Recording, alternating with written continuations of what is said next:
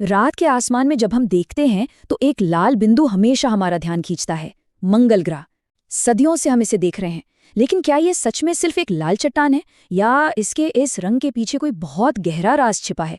आज हम मंगल के उसी असली रहस्य से पर्दा उठाने वाले हैं। तो चलिए एक कल्पना से इस सफर की शुरुआत करते हैं।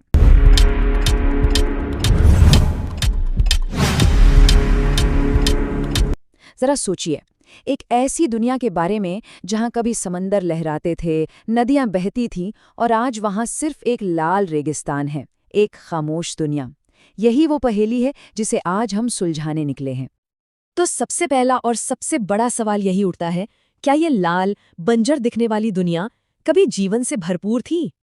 इस सवाल का जवाब आज में नहीं बल्कि अतीत में छिपा है। और कितना अतीत? कोई 100-200 साल नहीं, बल्कि लगभग 4 अरब साल पहले की बात है। एक ऐसा वक्त जब हमारा सौरमंडल बिल्कुल अलग था और मंगल की कहानी अभी बस शुरू ही हो रही थी। तो सवाल ये है कि हमें ये सब पता कैसे चला?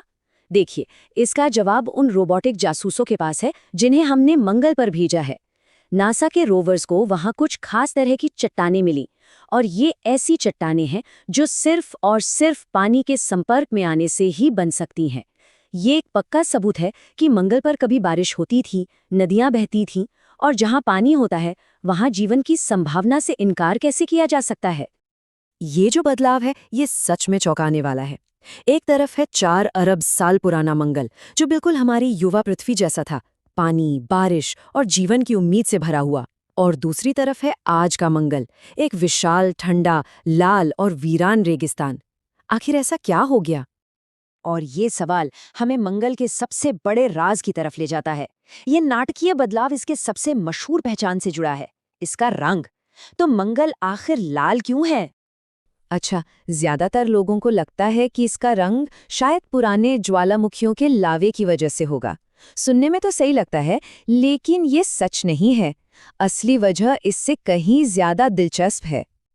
असली वजह है एक केमिकल, नाम है आयरन ऑक्साइड। अब ये नाम सुनने में बड़ा भारी भरकम लगता है ना, पर असल में ये वही चीज है जिसे हम और आप आम भाषा में जंग कहते हैं। जी हाँ, वही जंग जो लोहा और ऑक्सीजन के नमी के संपर्क में आने से लगती है। बात बहुत सीधी है। मंगल ग्रह की पूरी सतह, उसकी मिट्टी लोहे से भरी पड़ी है, और अरबों साल पहले जब वहां पानी और ऑक्सीजन दोनों थे तो एक धीमी प्रक्रिया शुरू हुई। धीरे धीरे पूरा का पूरा ग्रह ही जंग खा गया। जी हाँ, मंगल का लाल रंग असल में पूरे ग्रह पर लगी हुई जंग का रंग है। ये खुलासा हमें कहानी के सबसे दुखद मोड़ पर ले आता है।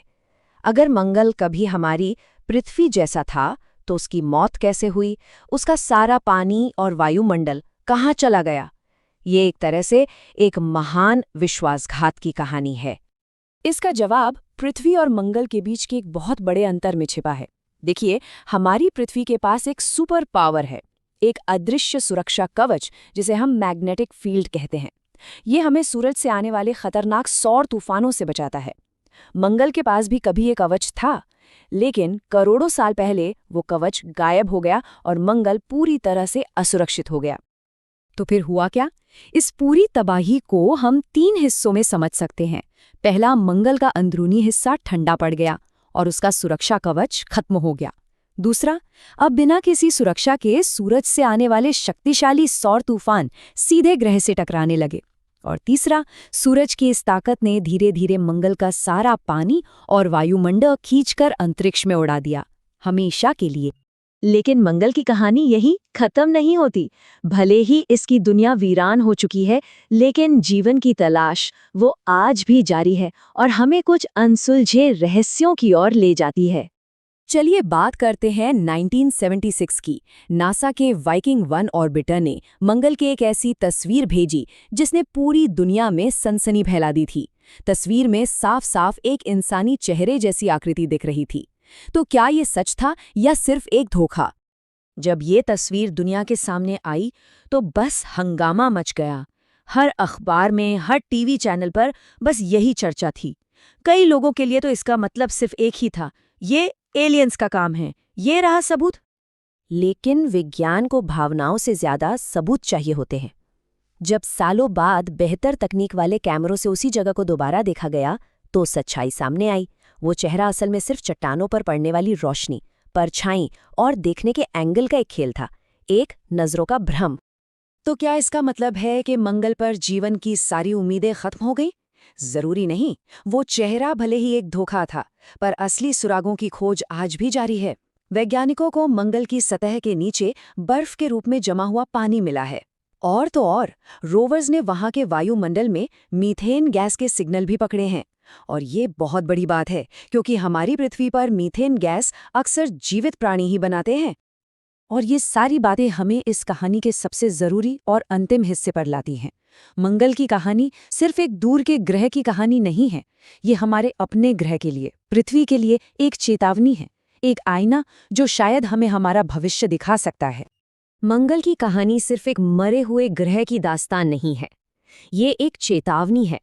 ये हमें याद दिलाती है कि किसी ग्रह का सुरक्षा कवच, उसका वायुमंडल, उसका मैग्नेटिक फील्ड कितना कीमती और कितना नाजुक हो सकता है।